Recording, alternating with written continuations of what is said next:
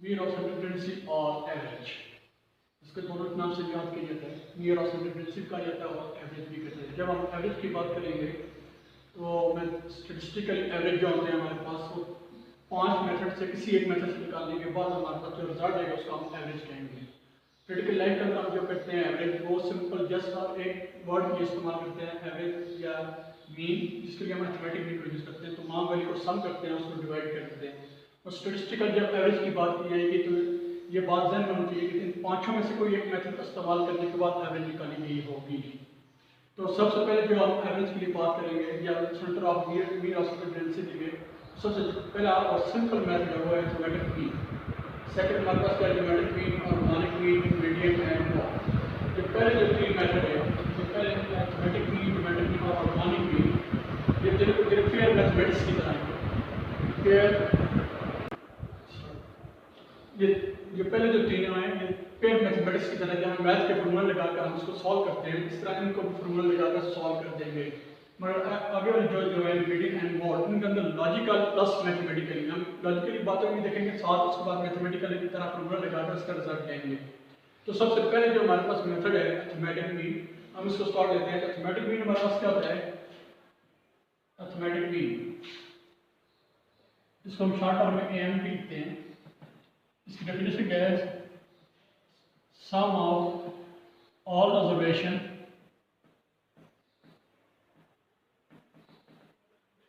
Divided by number of atoms.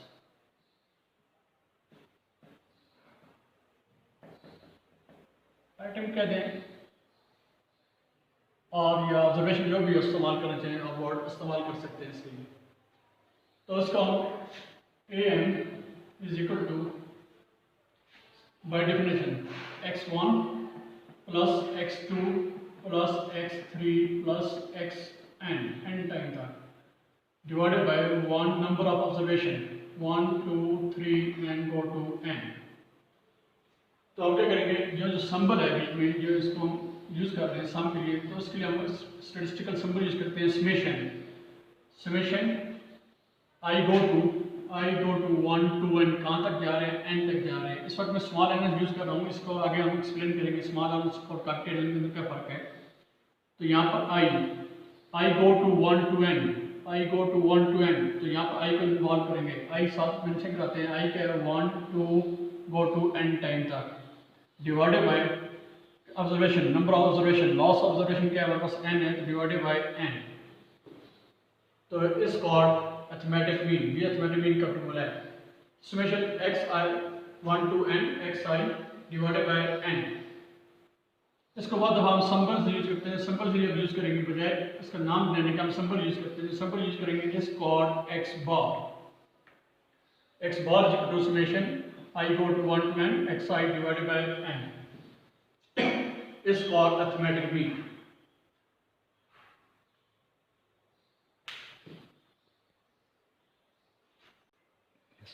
For example मेरे पास एक वैल्यू है, डेटा है मेरे पास छोटा सा 1 3 4 6 एंड 7, इसके अंदर डेटा है। तो इसको हम क्या करते हैं, सम करते हैं 1 2 3 4 5 और एक में वैल्यू और उठा लेता हूँ 2। तो मेरे पास क्या आता है कि इनको सम करें, तो बाय डेफिनेशन जब हम सम करेंगे क्या लिखेंगे, x bar is equal to summation xi divided by i go to 1 to n। हम बात जब लिखते हैं तो ये जो फॉर्म नहीं लिखते i 1 to n xi, इसको हम नहीं लिखते, डायरेक्टली हम लिखते हैं summation x divided by n। तो हमारे पास वैल्यू क्या है 1 plus 3 plus 4 plus 6 plus 7 plus 2 divided by 1 2 3 4 5 6। तो हम इसको डिवाइडेड बाय 6 कर देंगे। इसको हम क्या करेंगे, हम सम करेंगे। तो सम करेंगे तो क्या हो जाएगा,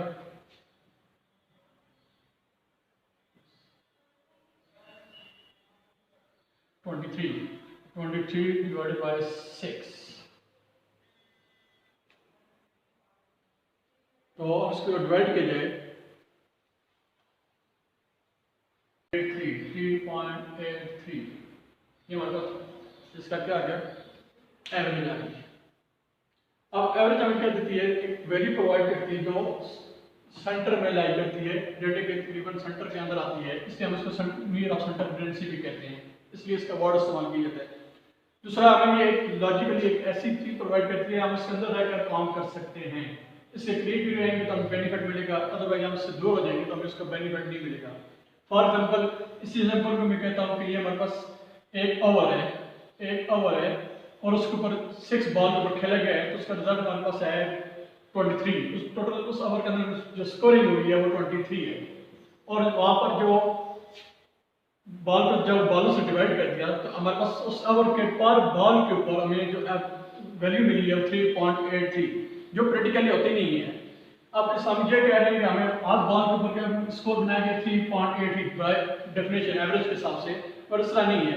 बट दूसरी टीम जो खेलेगी उसके लिए बाउंडिंग है, जब तक वो इसके अंदर रहेंगे 3.83, तो इसके अंदर रहेंगे तो वो मैच को जीत सकते हैं या मैच को विन कर सकते हैं, अदरवाइज वो जितने से दूर चलते जाएंगे उतना ही उनको लॉस पड़ जाएगा। अब दूसरी बात क्या है कि एवरेज में एक्यूरेट वैल्यू नहीं देती। एक्यूरेट वैल्यू मीन कभी भी मैच के अंदर कभी भी ऐसा नहीं हुआ कि आपका 3.83 स्कोर बनाओ, या तो 4 स्कोर होता है या 1 होता है या 2, दैट डिस्क्रीट फॉर्म के अंदर स्कोर होता है हमेशा, कभी भी कंटिन्यूस के अंदर नहीं होता। मगर एवरेज हमें जो कंसेप्ट दे रही होती है कि यहाँ पर रहेंगे तो हमें बेनिफिट मिलेगा, अदरवाइज बेनिफिट इसका हमें नहीं मिलेगा। ये चीज़ आपको प्रोवाइड करती है, हम एवरेज को इस्तेमाल करते हैं। हम प्रैक्टिकल लाइफ के अंदर भी इसको यूज़ करते हैं। जब हम सफ़र कर रहे थे यहीं से, तो कोई हमसे पूछे यहाँ से उस डिस्ट्रिक्ट तक कितना टाइम लगेगा, तो वहाँ पर हम कहते हैं कि एवरेज आपकी, यहाँ पर वो वर्ड इस्तेमाल कर रहे हैं एवरेज के कितना टाइम लगेगा, वो एक्यूरेट टाइम नहीं होता। अगर हम उसको एक वैल्यू प्रोवाइड करते हैं उसके अंदर रह उसके करीब करीब रहकर वो सफ़र कर सकता है, इसलिए हम एवरेज को इस्तेमाल करते हैं। मजीद इसको आगे लेके जाते हैं। आप ये जो डेटा थोड़ा सा इसको वर्किंग खोलते हैं, अभी तक हमने जस्ट फॉर डेटा की बात की, तो हमारे प्रीवियस लेक्चर में तो ये बात डिस्कस हो चुकी है कि डेटा हमारे पास कौन के टाइप का उसके लिए कैसे इस्तेमाल करते हैं। ये हमारे पास जो डेटा भी मौजूद है ये इस कॉल्ड अनग्रुप्ड डेटा या रॉ डेटा, ये अनग्रुप्ड डेटा के फॉर्म में अंदर पड़ा हुआ है, और इसकी जो वैल्यू हमारे पास है 1, 3, 4, 6, 7, 2 इज कॉल्ड डिस्क्रीट फॉर्म, ये हमारे पास डिस्क्रीट फॉर्म के अंदर है। जब हमारे पास डेटा इस तरह के आ जाए तो हम क्या करते हैं कि इसको simple just for summation X I divided by N या summation X go to 1 to N भी लिखते हैं, सिंपल इस तरह भी लिख सकते हैं। अब हम इसको हम थोड़ा सा आगे की तरफ लेके जाते हैं, तो हमारे डेटा आ जाता है ग्रुप फॉर्म के अंदर। अब ग्रुप फॉर्म के अंदर या फ्रीक्वेंसी डिस्ट्रीब्यूशन, ग्रुप डेटा और फ्रीक्वेंसी डिस्ट्रीब्यूशन, ग्रुप डेटा और फ्रीक्वेंसी डिस्ट्रीब्यूशन।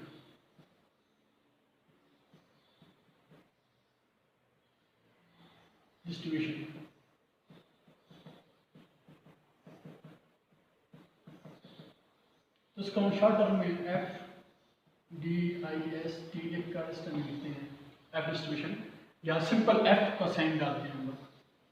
तो हमारे पास फॉर एग्जाम्पल मेरे पास डेटा है कि एक एक्स है, उसकी वैल्यू 2, 4, 5, 6 एंड 8, और हमारे पास एफ इन्वॉल्व हो गया है, फ्रीक्वेंसी इन्वॉल्व हुई है एफ डिस्ट्रीब्यूशन। तो हमारे पास क्या है कि यहाँ पर 4 है, यहाँ पर 3 है, यहाँ पर 2 है, यहाँ पर 2 है और यहाँ पर 1 वैल्यू है, फ्रीक्वेंसी हमारे पास गिवन है। तो डेटा मैंने अपनी तरफ से उठा लीजिए। तो अब जब इसका मीन डिफाइन करें तो ये गो टू ग्रुप डेटा या आर फ्रीक्वेंसी डिस्ट्रीब्यूशन, इसको फ्रीक्वेंसी डिस्ट्रीब्यूशन ये कहते हैं कि एफ इन्वॉल्व हो जाता है, इसको फ्रीक्वेंसी डिस्ट्रीब्यूशन हम इस्तेमाल करते हैं। जब इसके लिए हम लिखेंगे तो फॉर्मूले में थोड़ी सी चेंजिंग आ जाएगी, क्योंकि यहाँ पर हम इस्तेमाल कर रहे हैं एफ को, तो साथ से साथ एफ इन्वॉल्व हो जाएगा। तो x bar is equal to summation f x divided by summation f, ये फॉर्मूला बन जाएगा। क्योंकि इसके अंदर एफ इन्वॉल्व है तो हम साथ एफ को ले जाएंगे। Summation f mean total f observation, summation f is equal to basically n के ही बराबर होता है, समेशन एफ ऑफ एक्स और समेशन एफ जो है वो एन के ही इक्वल होता है, नंबर ऑफ ऑब्जर्वेशन। ये भी नंबर ऑफ ऑब्जर्वेशन है, यहाँ पर नंबर ऑफ ऑब्जर्वेशन दोनों सेम होते हैं, मगर क्योंकि हम बात एफ की कर रहे हैं बीच में, इसलिए इसको डिवाइडेड बाय एफ लिखते हैं साथ, ताकि कन्फ्यूजन ना हो, क्रिएट ना हो ये चीज़। तो हमें यहाँ पर चाहिए एफ ऑफ एक्स, पहले इनकी मल्टीप्लिकेशन चाहिए, मल्टीप्लाई करेंगे। यहाँ पर जो नेक्स्ट कॉलम हमारे पास बनेगा वो होगा F of x, F of x हो जाएगा। हम उसको क्या करेंगे, इन दोनों को मल्टीप्लाई करेंगे, एक्स को मल्टीप्लाई करेंगे एफ के साथ, 2 multiply by 4 8, 4 multiply by 3 12, 5 multiply by 2 10, 6 multiply by 2 12, 8 multiply by 1 8, इसका एफ ऑफ एक्स। यहाँ पर सिंबल हमारे पास जो है समेशन, तो हम इसको क्या करेंगे, सम करेंगे नीचे की तरफ, तो वहाँ ऑब्जर्वेशन को हम क्या करेंगे, आपस में जमा करेंगे, इनको जमा किया जाए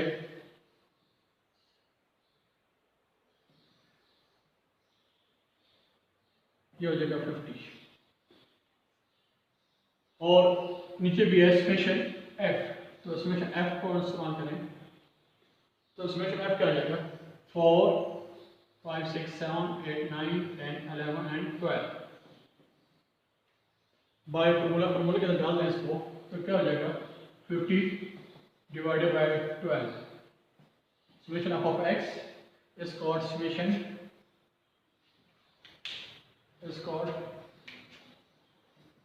समेशन एफ ऑफ एक्स और समेशन एफ। तो इसको डाल के इसका आंसर ले लें, तो आंसर हमारे पास आता है 50 डिवाइडेड बाय 12, तो 4.1666 चल रहा है। तो यहाँ पर हम एक थोड़ी इस्तेमाल करते हैं इसका राउंड फिगरिंग, तो आंसर जब बड़ा हो जाए तो हम उसको राउंड फिगर करते हैं, राउंड कहाँ पर किया जाता है, हमेशा पॉइंट के बाद किया जाता है, तो राउंड करेंगे तो 4.1 अब 6 आगे जा रहा है, तो हम इस 6 के बाद जो है वैल्यू, इसको अगर हम छोड़ना चाहें तो उसके लिए हम इसको राउंड करेंगे, क्या करेंगे, इसको पीछे की तरफ ऐड कर देंगे, इसको छोड़ देंगे, इसके पीछे ऐड कर देंगे डिजिट एस और 7। अगर आप 3 डिजिट लिखना चाहें, अगर आप 2 डिजिट लिखना चाहें तो ये बन जाएगा 4.17, इसका राउंड फिगर, इसका हम राउंड फिगर कहते हैं, और राउंड फिगर हमेशा पॉइंट के बाद ही की जाती है, और उसके लिए सेकंड थ्योरी क्या है कि ये 5 और ग्रेटर देन 5, 5 या 5 से बड़ी वैल्यू हो तब करेंगे, अदरवाइज नहीं करेंगे। जिस तरह ये 1 है तो हम 1 से आगे 6 है तो 6 के ऊपर कर सकते हैं, 6 को पीछे ले ला सकते हैं, मगर 1 के ऊपर हम नहीं कर सकते क्योंकि 1 5 से लेस है। तो इसका group data, mean of group data, group data कौन सी फॉर्म है, इसका डिस्क्रीट फॉर्म, ये हमारे पास डिस्क्रीट फॉर्म है, ये जो डेटा है हमारे पास गिवन है इसका डिस्क्रीट फॉर्म का डेटा है, कंप्लीट वैल्यू है हमारे पास इसके, एंड के लिए कंटिन्यूस फॉर्म में देखते हैं कि कंटिन्यूस फॉर्म का अगर हमारे पास डेटा हो तो फिर इसका सोल्यूशन किया जाएगा। तो कंटिन्यूस फॉर्म में अगर हमारे पास कब है क्लासेस होती हैं, तो मैं एग्जांपल बुक से उठाता हूँ ताकि टाइम की बचत हो सके।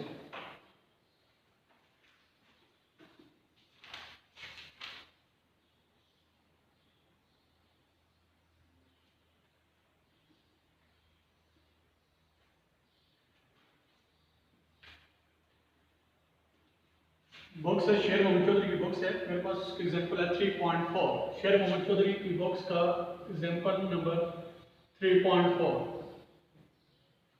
तो हमारे पास वेट है, calculate the mean weight of Apple for the data giving below, data में पीछे नीचे दिया गया है, तो उसका कहते हैं कि वेट है, एक बॉक्स से सेब को उठाए गए हैं, उनका वेट किया गया है, तो हमारे पास वेट क्या आ रही है, तो एवरेज सेबों की वेट क्या आ रही है, जो एवरेज वेट आ रही है वो डिस्प्ले कराएंगे, वो सॉल्व करेंगे। तो हमारे पास क्या है 65 टू 84 85 टू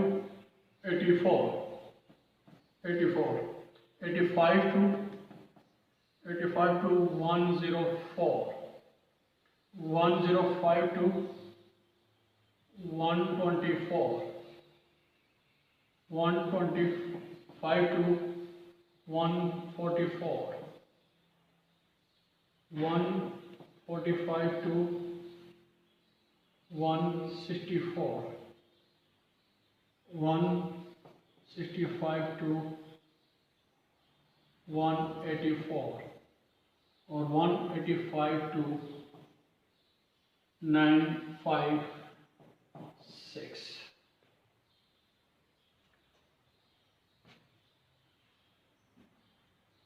बल्कि डेटा को थोड़ा सा आगे। इसके बाद हमारे पास जो वैल्यू है इसको बहुत बड़ी हो जाएगी, कन्फ्यूज नहीं करिए, क्योंकि मैं छोटा कर देता हूँ। 204, तो यहाँ पर एफ फ्रिक्वेंसी इन्वॉल्व होगी। तो फ्रिक्वेंसी क्या है कि 9, 10, 17, 10, 5, 4 एंड 5, ये हमारे पास डेटा है।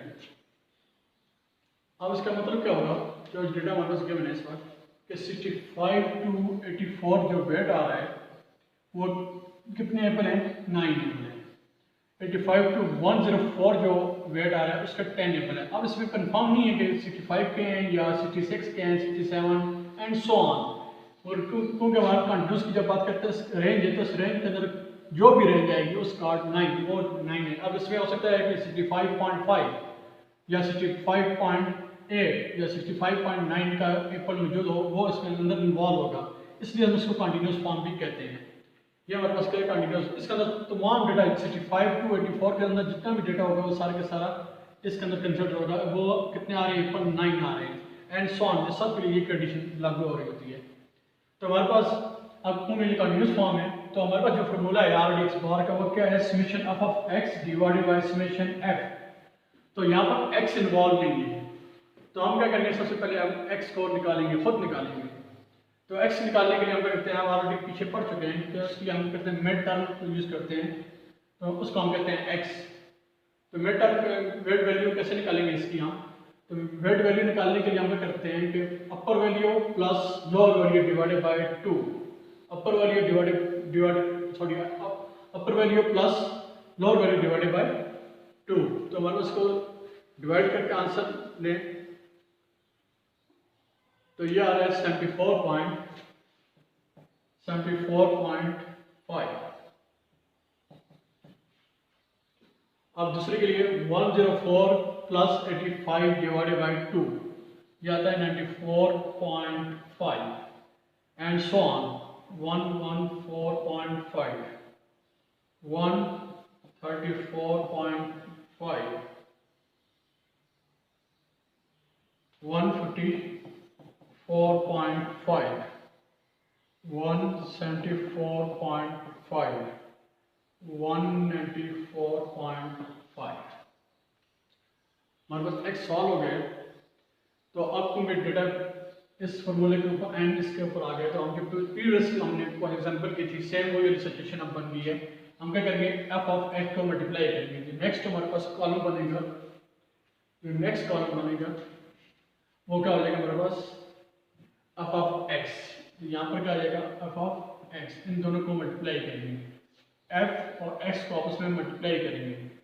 तो 74.5 मल्टीप्लाई बाय 9, 74.5 मल्टीप्लाई बाय 9, तो हमारे पास रिजल्ट आएगा इसका 670.5।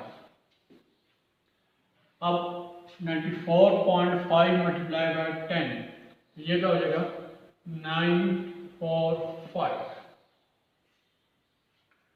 अब 114.5 मल्टीप्लाई बाय 17, ये बनता है 1946.5। इस तरह आगे कंटिन्यूस सब करते जाएंगे, 1 3 4 5 7 7 2.5 6 98 7 9 7 2.5। अब हम इसको क्या करेंगे, तमाम को सम करेंगे, तमाम वैल्यू को हम क्या करेंगे, नीचे की तरफ जमा करेंगे, सम करेंगे। तो हमारे पास ये आंसर आता है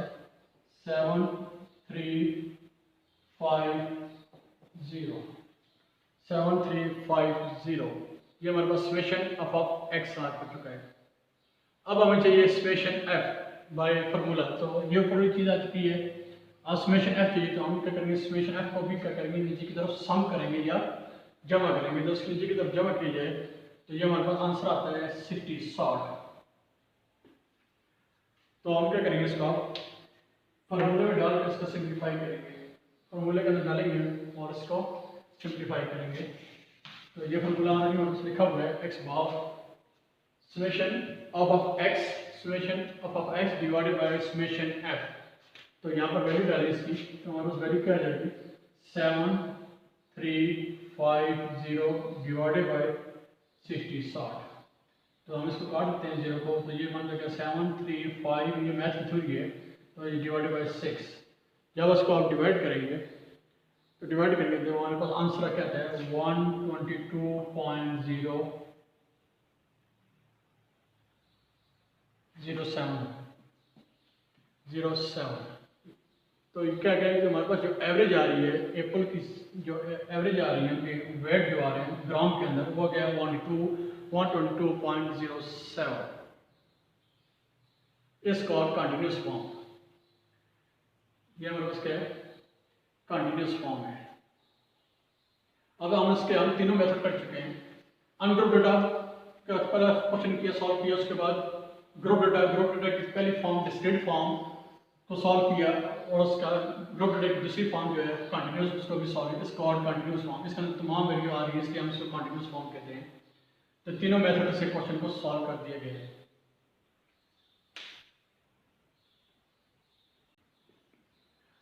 अब जहाँ पर हमने सिंबल मैंने यूज किया अब तक, अभी तक जो स्टार्ट प्लेस है, अब तक जो मैं सिंबल यूज करूँगा एक्स बार को मैं यूज कर रहा हूँ।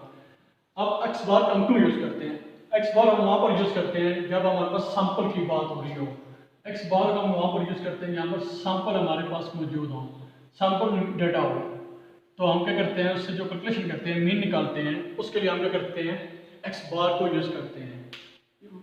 अगर हमें वो कह दे कि ये डेटा जो है पॉपुलेशन से है, तो फिर हम क्या करेंगे म्यू इस्तेमाल करेंगे, पैरामीटर्स का इस्तेमाल करेंगे, इसको पैरामीटर कहते हैं, पैरामीटर। तो उसको हम पैरामीटर को यूज करके म्यू यूज करेंगे। जब पॉपुलेशन की बात की जा रही हो, जब पॉपुलेशन के डेटा को हम सॉल्व करते हैं, पॉपुलेशन के डेटा को सॉल्व करते हैं, पॉपुलेशन डेटा को हम जब सॉल्व करते हैं, तो फिर हम क्या करते हैं, उसके लिए म्यू का सिंबल यूज करते हैं। दोनों के मेथड सेम है, निकालने के मेथड सेम है, summation sum of x divided by summation f, बात वही रहेगी दोनों सूरत के अंदर। मगर यह है कि सिंबल में ये बात डिनोट करेगा, रिजर्व करेगा कि बात किसकी हो रही है, सैंपल डेटा की बात हो रही है या पॉपुलेशन डेटा की बात हो रही है। अगर सैंपल डेटा हमारे पास है तो हम एक्स बार को यूज करेंगे सिंबल के तौर पर, अगर हमारे पास पॉपुलेशन डेटा है तो हम सिंबल के तौर पर म्यू को इस्तेमाल करेंगे। तो सिंपल जब सैंपल एक्स बार हमने स्टार्ट करने के अंदर भी इसको किया, तो समेशन मैं इनको थोड़ा सा फॉर्मूले के हिसाब से एक्सप्लेन कर देता हूँ थोड़ा सा। तो हमारे पास क्या है, एक्स बार जब हम लिखते हैं बाय डेफिनेशन, तो क्या होता है summation x divided by n, small n. जब एक्स लिखा है इसका मतलब सैंपल डेटा हमारे पास मौजूद है, ये सैंपल डेटा है हमारे पास। जब हम लिखेंगे म्यू, पॉपुलेशन की बात करेंगे, बात वही रहेगी, summation x divided by n, capital n हम डिनोट करेंगे। ये हमें बात कंसिडर करेगा कि पॉपुलेशन की बात हो रही है, पॉपुलेशन की बात हो रही है। ये सिंबल हमें बता रहे हैं किस कहाँ से इसको सॉल्व किया गया है या किस डेटा से इसको सोल्यूशन दिया गया है। यहाँ पर तो वाज़ेह फर्क नजर आ रहा है कि summation x divided by small n, जब स्मॉल एन डालते हैं तो हमें पता चल जाता है सैंपल की बात हो रही है, और जब हम कैपिटल एन डालते हैं तो इसका मतलब है ये पॉपुलेशन की बात हो रही है।